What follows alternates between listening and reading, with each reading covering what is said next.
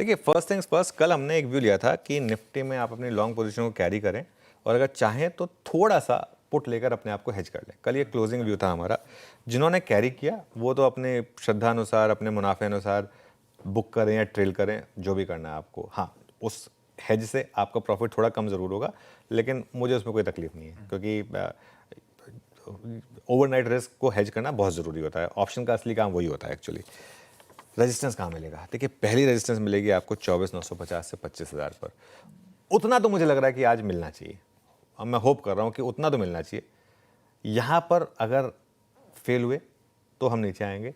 अगर यहाँ फेल नहीं हुए आशीष, और इसके ऊपर आपने थोड़ा टाइम स्पेंड कर दिया, तो फिर 25,150 से 25,200 पॉसिबल है।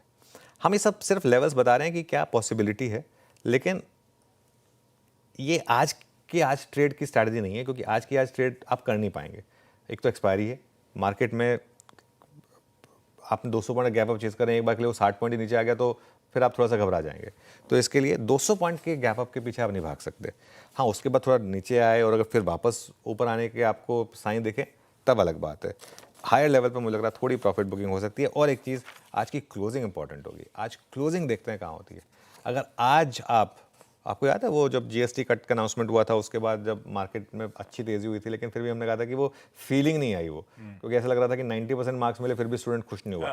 तो आज की क्लोजिंग उस हिसाब से इंपॉर्टेंट है। आज भले ही हम खुलें 24,900 पर, लेकिन अगर हम या 24,850 पर, लेकिन अगर हम आज 25,000 के ऊपर बंद हो गए तो मैसिव पॉजिटिव। दूसरी तरफ कहीं हम खुल जाएं 300 पॉइंट के गैप के साथ, उसके बाद बंद हो जाएं 24,750 24,800 पर, तो वो बहुत बड़ा नेगेटिव। तो क्लोजिंग आज की वो काफ़ी इंपॉर्टेंट होगी। इशू क्या है, बैंक निफ्टी में बड़ी वाली शॉर्ट कवरिंग की पॉसिबिलिटी है। उसका एक सबसे बड़ा एग्जांपल है आपको, और कुछ नहीं, बैंक निफ्टी में 20 डे एक्सपोनेंशियल मूविंग एवरेज 54,900 पर है, मतलब यहां से 800 पॉइंट ऊपर। तो एक बार के लिए शायद आप 54,600 से 54,700 तक जा सकते हैं बैंक निफ्टी पर। यह पॉसिबिलिटी है।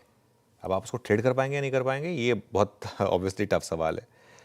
बड़ी तेजी के लिए 54,900 के ऊपर बंद होना जरूरी है। आपको 54,900 के ऊपर 2-3 दिन बंद चाहिए, तब बैंक निफ्टी में बड़ी वाली शॉर्ट कवरिंग आएगी। लेकिन अगर 54,700 54,800 यहाँ तक जाने के बाद अगर रिजेक्शन मिले तो सेलिंग भी आ सकती है यहाँ पर।